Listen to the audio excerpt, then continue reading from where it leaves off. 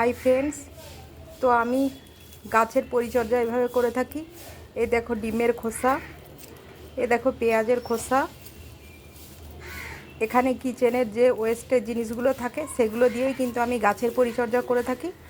Others আমি বাইরের কোনো কিছু ফার্টিলাইজার বা অন্য কোনো কিছু আমি দিই না, যেহেতু আমার বাড়ির মধ্যেই বাগান, তাই আমি এগুলো দিয়েই গাছের পরিচর্যা করি। এই দেখো এটা বেলি ফুলের গাছ, আর এই গাছের গোড়ায় আমি এরকমভাবে দিয়ে দিলাম।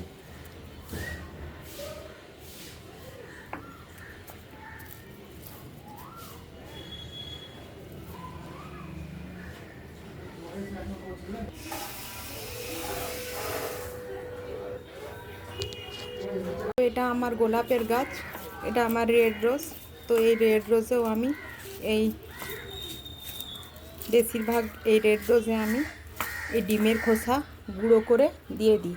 তো আজকে আমি আর গুঁড়ো করলাম না, পেঁয়াজের খোসা ছিল, তো পেঁয়াজের খোসা আর ডিমের খোসা গুঁড়ো মানে হাত দিয়ে আমি ভেঙে আজকে কিন্তু দিয়ে দিচ্ছি। আমি কিন্তু বেশিরভাগ সময় এটা করি যে ডিমের খোসাগুলো আমি এক জায়গায় স্টোর করে রাখি, আর যে সেগুলো এক কৌটো হয়ে গেলে সেগুলো আমি এখানে মিক্সিতে ব্লেন্ড করে গুঁড়ো করে নিই।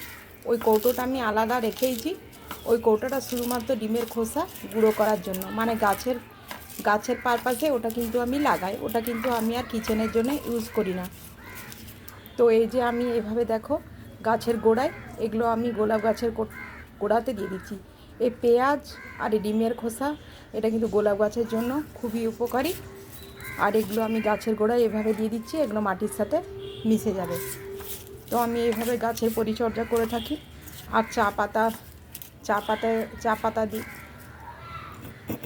তো আমি কিভাবে গাছের পরিচর্যা করি এগুলো তোমাদেরকে মাঝে মাঝে আমি ভিডিও দেব আর ভিডিও দিয়ে দেখাবো।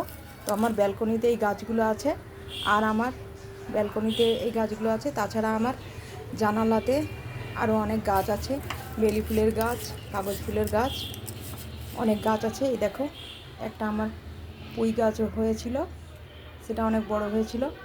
আর এখন এই পুঁই গাছটা দেখো এখন এমনি দেখো, এটা আমি গোড়াটা আমি লাগিয়ে দিয়েছি, বাজার থেকে সবজি আনার পরে যে গোড়াটা ছিল সেটা লাগিয়ে দিয়েছিলাম। দেখো এটা পুঁই গাছটা হচ্ছে, এখানে এই যে নয়নতারা ফুলের গাছ, তারপরে এখানে হচ্ছে তোমার অ্যালোভেরা গাছ, এই যে অ্যালোভেরা গাছ।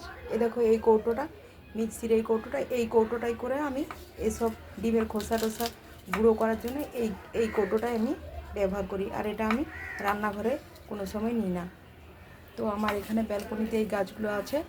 তো এখন আমি এটা কারি পাতার গাছ, এই কারি পাতাতে কীভাবে পরিচর্যা করতে হয় এটাও তোমাদেরকে আমি দেখাবো, এটাও আমি তোমাদের সাথে শেয়ার করব। তো এখানে এটা ছিল, এটাও ওতে একটু দিয়ে দিলাম।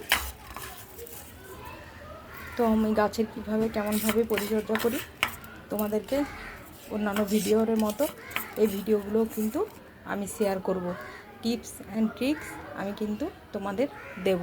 আর তোমাদের যদি আমার এই ভিডিওগুলো ভালো লাগে তো আমাকে তোমরা প্লিজ লাইক, শেয়ার আর কমেন্ট করো, আর আমাকে সাবস্ক্রাইব করো, আর আমার পাশে তোমরা থেকো।